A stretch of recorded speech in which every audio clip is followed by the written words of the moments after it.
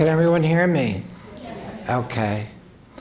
Yeah, my name is John Kelly. I work for Not Dead Yet, the national grassroots disability group opposed to assisted suicide for 20 years. I use the dictionary definition of assisted suicide, also as found in Black's Law and Medical Dictionary. Next. People with terminal conditions and disabled people share a lot in common, both in our need for assistance from others and how we are both identified as terminal. But while non-disabled people are often considered terminal, people with terminal illnesses are almost never described as disabled. This helps explain why proponents sometimes say that no disabled people have been impacted under these programs. In the 1990s, Jack Kevorkian became a folk hero by helping people die, but 2/3 of his victims were non-terminal disabled people. Nonetheless, when the media has reported these cases, it has insisted time and again on describing the disabled people as terminal. For example, Annette Blackman, her incontinence, which was the only reason given for her death, explained for the public how she became quote-unquote terminal. Not Dead Yet formed to counter Jack Kevorkian and swarmed the courtroom to make sure that disability voices were heard, and in that case he was put away. Next. Disability equals death, the movie Better Dead Than Disabled. My level of disability is often described as paralyzed from the neck down, which many people associate with a living death. I am confident that a substantial number of professionals here would rather be dead than like me. So whenever I see myself on screen, you can be sure that I'm clamoring for death. Movies carry the message and educate the public that disabled lives like mine are not worth living and call out for death. Everything in the movie, Me Before You, the main character's life is perfect, except for the disability. So he insists on being euthanized in Switzerland because he doesn't want his girlfriend to have to accompany him to hospital appointments and such. Eligibility. Terminal is an expanding category that already captures non-disabled terminal people. You can't compel someone to receive treatment, and that's why we see so many people dying with conditions like diabetes, multiple sclerosis, and arthritis. Predictably, advocates are already pushing for non-dying, severely disabled people to be eligible. After all, our lives are the reasons for the program to exist, like we are in the Benelux countries. There's also been a push to make long-term depressed people eligible, along with people disabled by dementia. Next. Oregon data shows that non-terminal people get lethal prescriptions. At least one person lived 603 days last year, and in one case, someone lives 1,009 days. For me, the fact that so many people who are non-terminal are getting these drugs should be reason to stop it. A public health program with such an error rate would never be tolerated. Next. Misdiagnosis. Jeanette Hall. Jeanette Hall voted for assisted suicide in Oregon, and when she got a terminal diagnosis, said she did not want to suffer. But over a number of meetings, Dr. Kenneth Stevens persuaded her to try more treatment. That saved her life, and she is alive 17 years later, urging states not to pass these laws. In laws pending in Massachusetts and Wisconsin, doctors no longer have the right to practice medicine like Dr. Stevens, who now would have to either prescribe the lethal dosage or refer the patient to a doctor who would. Assisted suicide is becoming to be defined as a right, which means it's no longer a medical practice. Next. In the New England Journal of Medicine, there was an article that summed up people's reasons for assisted suicide as existential distress. Not physical pain. People experiencing desperation and despair because of dependence on others for personal care seek this out. Opposition to assisted suicide is centered in the Black and Latino and disabled communities who are rightly suspicious of an often hostile medical establishment getting the power to help make you dead.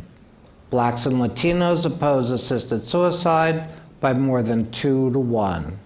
With a large turnout for Obama and Elizabeth Warren in 2012, such voters effectively defeated the bill. And it's disappointing at this conference that there are so few Blacks and Latinos on panels and represented throughout the conference, let alone poor people. Okay, next. The leading suicidal motives reported by doctors in Oregon all revolve around distress about disability. Loss of autonomy through dependence on others, 91%. Loss of abilities, 90%. Loss of dignity, which we can just call bodily shame and humiliation, 77%. Suicidal despair over incontinence, 47%. The emotional devastation of feeling like an emotional or financial burden on others, 42%. The pain category is nullified by joining it with people who are afraid of experiencing pain. In year 1 in Oregon, one of the reasons listed was pain, but because only one person was listed under that total, the next year they added or concern about pain. Here's an example of someone who was admitted to the program, Kate Cheney. On her 3rd psychological interview, she told the bioethicist that if she was unable to get out of bed alone or manage her colostomy bag alone, she would want the drugs. These reflect disability, and there are many people living with such disabilities who are fine with their life. This is all about disability, and that's why the Oregon bill has the most accurate name out of any used, death with dignity, meaning dying to avoid the so-called indignity of being disabled and dependent on others. Disabled people are often pressured to die. We have DNRs secretly put into our medical files. Staff may say that it might be for the best if we were to die, and people tell us sometimes straight to our face that they would rather be dead than like us. Assisted suicide promotes this belief. A little bit closer, please. Compassion and Choices President Barbara Coombs Lee told the Washington Post about disability scenarios she considered, quote unquote, worse than death. Lee described one assisted suicide who considered her emotional distress over incontinence, quote, more painful than any of the pain from the cancer. Proponent Dan Diaz said in the same article that if he found himself dependent on others for toileting and positioning, quote, I would then submit, is that really living? And a California doctor summed up, it's almost never about pain, it's about dignity and control. Dr. Ira Byock, a leading palliative care expert, told the Post, quote, it's a bait and switch. We're actually helping people hasten their deaths because of existential suffering. That's chilling to me. Almost all pain is controllable, Byock said. Next.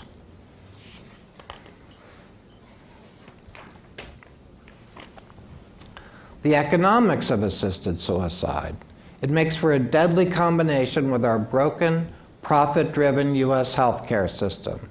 As Derek Humphrey, founder of the Hemlock Society, the precursor to Compassion and Choices, wrote in 2000, quote, "Economics, not the quest for broadened individual liberties or increased autonomy, will drive assisted suicide to the plateau of acceptable practice." People denied treatment while being offered assisted suicide include Barbara Wagner and Randy Stroop of Oregon and Stephanie Packer from California, who learned that her copay for assisted suicide would be $1.20. Nevada Dr. Brian Callister reported 2 patients denied bone marrow transplants by Oregon and California-based insurers who only offered hospice or assisted suicide. Next. Failure of safeguards, elder and disability abuse. Under the Oregon and Washington laws, a friend or relative, even an heir, can encourage an elder to make the request, sign the forms as a witness, pick up the prescription, and even administer the drug with or without consent because no objective witness is required at death. So who would know? Next. Patients are unprotected. Neither doctors nor witnesses need know the patients more than superficially. Witnesses can simply check the person's ID.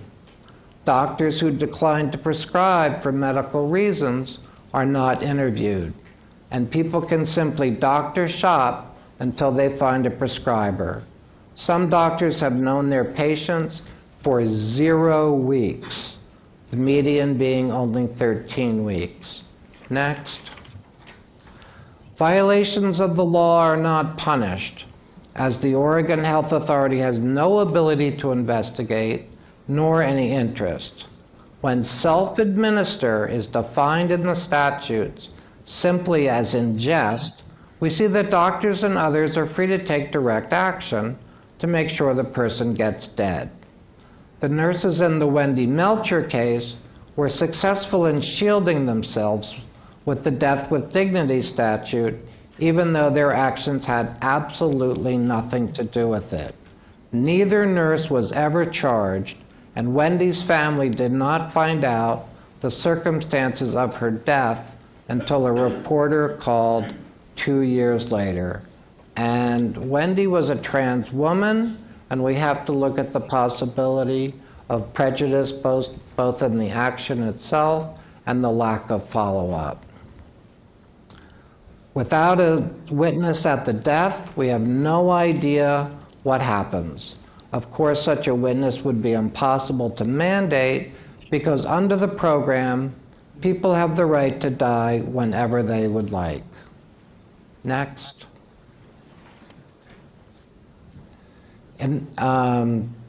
Capability. In Oregon, statistics only show that 3.5% were referred for a psych consult last year. Overall, only 5%. In Massachusetts, the bill requires a psych eval, but few psychiatrists believe they can diagnose depression in a single visit. People who have experienced depression say that it's not difficult to pass as non-depressed in a one-off meeting with someone you've never met before. So depressed people are immediately threatened, especially when depression is constructed as a rational response to terminal illness. Meanwhile, states have taken upon themselves to have an interest in suicide prevention, but we see a form of deadly discrimination in that younger, more valuable people in society receive suicide prevention, while severely disabled people and people disabled from their illness are steered towards suicide. Assisted suicide laws are, at bottom, immunity laws for everyone involved in the process of getting the drugs and administering them can receive full immunity by simply saying, "I acted in good faith." This is why all the major disability groups that have taken a position on assisted suicide have come out against it. We need to look at the context, the social context in which people make decisions. Almost all the presentations here have talked about an individual surveying a buffet of choices and making their choice. But what's the choice between going to a nursing home or being at home and being a burden? We ask for fully funded home care for everyone so that people don't have to weigh their own legacy versus their care. We demand equal suicide prevention for disabled people, a concerted effort to raise life prospects and therefore status of disabled people so that people won't want to die when they become like us. All right, next. John, you're 4 minutes over. Okay, just real quick, here's a list of disability rights group opposed. Next. And a good summary is that if assisted suicide is legal, some people's lives will be ended without their consent through mistakes, coercion, and abuse. No safeguards have ever been enacted or even proposed that can prevent this outcome, which can never be undone. Thank you very much.